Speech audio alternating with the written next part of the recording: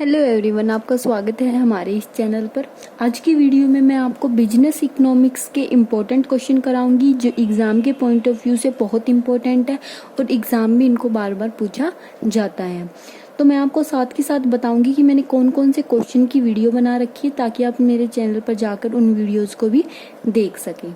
तो अगर आपको मेरा वीडियो पसंद आए तो वीडियो को लाइक और चैनल को सब्सक्राइब करना ना भूलें, ठीक है। तो मैं आपको साथ के साथ ये भी बताऊंगी कि आपको 15 या 16 मार्क्स का क्वेश्चन कैसे अटेम्प्ट करना है, ठीक है। तो शुरू करते हैं हमारे फर्स्ट क्वेश्चन से। आज मैं आपको 10 क्वेश्चन कराऊंगी बिजनेस इकोनॉमिक्स के जो बहुत इंपॉर्टेंट है। अगली वीडियो में मैं आपको फिर से 10 क्वेश्चन कराऊंगी, ठीक है। ऐसे ही 10-10 करके मेरे को जितने इंपॉर्टेंट क्वेश्चन लगेंगे 30 या 40 क्वेश्चन मैं आपको बताऊंगी जो एग्जाम के पॉइंट ऑफ व्यू से बहुत बहुत ज़्यादा इंपॉर्टेंट है और वो 15 मार्क्स में आ सकते हैं। तो आप उन क्वेश्चन को अगर प्रिपेयर करेंगे तो मैं गारंटी लेती हूँ आपके 80 में से 80 मार्क्स जरूर आएंगे। तो शुरू करते हैं फर्स्ट क्वेश्चन से। फर्स्ट क्वेश्चन आपका आ सकता है, मोस्टली चांसेस होते हैं कि फर्स्ट चैप्टर में से एक क्वेश्चन एग्जामिनर जरूर डालता है। तो आपका फर्स्ट चैप्टर में से एक क्वेश्चन आ सकता है, व्यावसायिक अर्थशास्त्र क्या है, इसकी प्रकृति तथा क्षेत्र की विवेचना कीजिए। इसमें मतलब क्या है, आपको बताना है कि बिजनेस इकोनॉमिक्स क्या होती है। इसमें शुरू में आपको क्या लिखना है, introduction of a business economics. उसके बाद आपको लिखना है meaning of a business economics. उसके बाद आपको कोई भी एक डेफिनेशन याद करनी है। डेफिनेशन आप किसी भी कोई भी डेफिनेशन याद कर सकते हो, डेफिनेशन लिखनी जरूरी होती है, अच्छा इंप्रेशन पड़ता है आपका, ठीक है। उसके बाद आपको इसके नेचर या फीचर एक्सप्लेन करने हैं। उसके बाद आपको इसका स्कोप एक्सप्लेन करना है, ठीक है। लास्ट में जब ये सारी चीजें एक्सप्लेन हो जाए तब आपको कंक्लूजन लिखना है, ठीक है। कम से कम 6 या 7 पेजेस पे आपका 15 या 16 मार्क्स का क्वेश्चन अटेम्प्ट होना चाहिए। उसके बाद सेकंड क्वेश्चन इसी चैप्टर में से आ सकता है। सबसे ज्यादा तो इम्पोर्टेंट इसमें से यही है, इसके नेचर जरूर पूछा जाता है, ठीक है। उसके बाद सेकंड क्वेश्चन इसमें से आ सकता है, व्यावसायिक अर्थशास्त्र क्या है। आप इनका स्क्रीनशॉट ले सकते हैं, ठीक है। व्यावसायिक अर्थशास्त्र क्या है, इसके महत्व तथा सीमाओं का उल्लेख कीजिए। ठीक इसी में भी आपको ऐसे ही करना है। सबसे पहले introduction of a business economics, फिर meaning of a business economics, फिर definition of a business economics. उसके बाद आपको इसकी इम्पोर्टेंस, फिर लास्ट में लिमिटेशन और फिर सबसे लास्ट में आपको इसका कंक्लूजन लिखना है, ठीक है। थर्ड क्वेश्चन आपका आ सकता है, मैंने देखो इसके लिए भी वीडियो बना रखी है। उसके बाद मैंने थर्ड क्वेश्चन है जो आपका, अर्थव्यवस्था को परिभाषित कीजिए, अर्थव्यवस्था की केंद्रीय समस्याओं का उल्लेख कीजिए। क्या है ये क्वेश्चन भी बहुत इंपॉर्टेंट है, ये भी आपसे एग्जाम में जरूर पूछा जाता है। केंद्रीय समस्या, इसमें आपसे पूछ सकता है define economy, explain the central problem and economy. इसमें भी सबसे पहले आपको लिखना है इंट्रोडक्शन ऑफ अ इकोनॉमी। उसके बाद आपको लिखना है मीनिंग ऑफ इकोनॉमिक। उसके बाद आपको लिखना है इकोनॉमिक्स प्रॉब्लम। इकोनॉमिक प्रॉब्लम क्या क्या होती है इकोनॉमिक में, मतलब सेंट्रल प्रॉब्लम क्या क्या होती है, what to produce, how to produce, which to produce, how much to produce. ये बहुत सारी प्रॉब्लम होती है, इन सभी को आपको एक्सप्लेन करना है। इंट्रोडक्शन, मीनिंग, उसके बाद इन सारी प्रॉब्लम आपको एक्सप्लेन करनी है। अगर डेफिनेशन याद हो तो डेफिनेशन जरूर लिखनी है, मीनिंग के बाद आपको डेफिनेशन लिखनी है।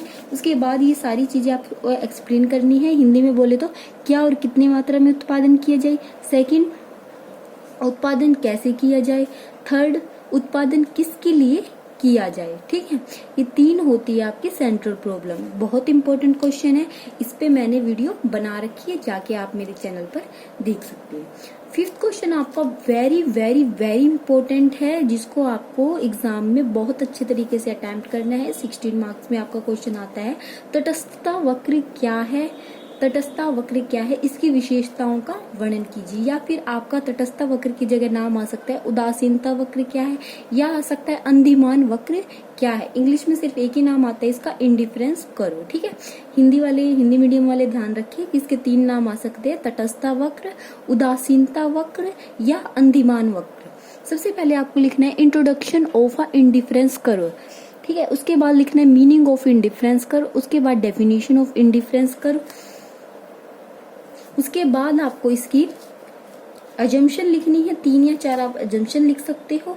उसके बाद आपको इसके एक टेबल बनानी है, टेबल के बाद आपको इसका डायग्राम भी एक याद अच्छे से होना चाहिए। मैंने इस क्वेश्चन पे बहुत अच्छे से वीडियो बना रखी है, सारा क्वेश्चन मैंने अच्छे से एक्सप्लेन कर रखा है, मैंने सारे फीचर विद डायग्राम आपको समझा रखे हैं, जाके चैनल पर देख सकते हैं। वीडियो वो भी पसंद आए तो वो भी लाइक और चैनल को सब्सक्राइब करना ना भूलें। तो उसके बाद आपको विशेषताएं पूछी है, विशेषताएं आपको एक्सप्लेन करनी है, लास्ट में कंक्लूजन लिखना है। इससे आपने सिर्फ ये पूछा था कि तटस्थ वक्र क्या है, इसकी विशेषता क्या है, लेकिन इसमें आपको इंट्रोडक्शन भी लिखना है, मीनिंग, डेफिनेशन, उसके बाद अजम्पशन, फिर टेबल, फिर डायग्राम। क्योंकि इकोनॉमिक्स में क्या है, आपको टेबल और डायग्राम के ही मार्क्स मिलते हैं। जितनी अच्छी आप उसको प्रेजेंटेशन करोगे इकोनॉमिक्स के एग्जाम में, उतना ही अच्छे आपको एग्जामिनर क्या देगा, मार्क्स देगा।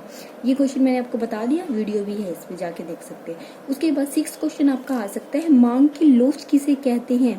मांग की लोच के प्रकारों की विवेचना कीजिए। मांग की लोच क्या होती है, what do you mean by elasticity of a demand. Elasticity of demand क्या होती है, discuss the types of elasticity of demand. क्या कौन कौन से टाइप्स होते हैं, इसमें भी सबसे पहले आपको introduction of elasticity of demand लिखना है, फिर meaning of elasticity of demand लिखना है, फिर definition of elasticity of demand लिखना है, फिर उसके बाद टाइप्स कौन कौन से होते हैं। एक होता है प्राइस इलास्टिसिटी ऑफ डिमांड, मतलब मांग की कीमत लोच।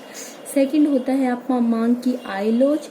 थर्ड होता है मांग की आड़ी लोच, ये भी इम्पोर्टेंट है आपका, ठीक है। उसके बाद आपका क्वेश्चन है, मांग की लोच क्या है, मांग की लोच की श्रेणियों की व्याख्या कीजिए, ठीक है। ये भी क्वेश्चन इंपॉर्टेंट है, इसमें भी इंट्रोडक्शन लिखना है, फिर मीनिंग, फिर डेफिनेशन, और बाद में इसकी डिग्री आ जाए या टाइप्स, एक ही बात है। मांग की लोच की श्रेणियां या प्रकार कौन कौन सी होती है मांग की लोच। एक होती है पूर्णतः लोचदार मांग, एक होती है पूर्णतः बेलोचदार मांग, एक होती है इकाई लोचदार मांग, एक होती है इकाई से अधिक लोचदार मांग, और इकाई से कम लोचदार मांग। ये सारी डिग्री आपको एक्सप्लेन करनी है, विद डायग्राम एक्सप्लेन करनी है। उसके बाद आपको लास्ट में कंक्लूजन लिखना है।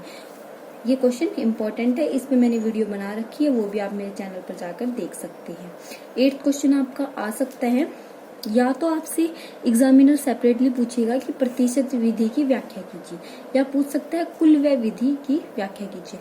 दोनों ही इम्पोर्टेंट है। कुल व्यय विधि की मैंने शायद वीडियो डाल रखी है चैनल पर, जाके वो भी देख सकती है। परसेंटेज विधि तो बहुत ईजी है, ये आपको आसानी से याद हो जाएगी, ठीक है। इसका फॉर्मूला होता है। उसके बाद आपको इसी चैप्टर में से क्वेश्चन आ सकता है, मांग की लोच को प्रभावित करने वाले तत्व बताइए। इस पे मैंने वीडियो डाल रखी है, वो जाके देख सकते हैं। इसमें भी इंट्रोडक्शन, फिर मीनिंग, फिर डेफिनेशन, फिर उसको प्रभावित करने वाले तत्व, लास्ट में कंक्लूजन या निष्कर्ष लिखना है, ठीक। 10th क्वेश्चन आपका आ सकता है, what do you mean by law of variable proportion. परिवर्तनशील अनुपात के नियम की व्याख्या कीजिए। ये क्वेश्चन बहुत बहुत ज्यादा इम्पोर्टेंट है, एग्जामिनर इसको पता नहीं हर साल ही क्यों देता है एग्जाम में, ये क्वेश्चन आते ही आता है आपका, लॉ ऑफ वेरिएबल प्रपोर्शन क्या होता है, ठीक है। इसमें आपको मैंने सेपरेट वीडियो बना रखी है, कम से कम 16-17 मिनट की वीडियो है। अगर आपने वो वीडियो देख ली तो ये आपका क्वेश्चन पूरी तरह से तैयार हो जाएगा। आपको आप चाहे तो वो सेम टेबल और वो सेम डायग्राम आप ऐसे कि एज इट इज एग्जाम में अगर करते हो, बनाते हो वो टेबल और डायग्राम, तो आपको एग्जामिनर मैं गारंटी लेती हूँ पूरे 16 में से 16 मार्क्स ही देगा। तो मैंने आपको ये पूरे 10 क्वेश्चन बता दिए जो बहुत ज्यादा इम्पोर्टेंट थे। ये मैंने आपको 10 क्वेश्चन बताए, कल मैं 10 क्वेश्चन फिर बताऊंगी आपको, वो भी आपको अच्छे से क्या करने हैं, याद करने हैं। आपके एग्जाम तक पूरी अच्छी से प्रिपरेशन हो जाएगी। तो अगर वीडियो पसंद आए तो वीडियो को लाइक और चैनल को सब्सक्राइब करना ना भूलें। Thank you for watching my video.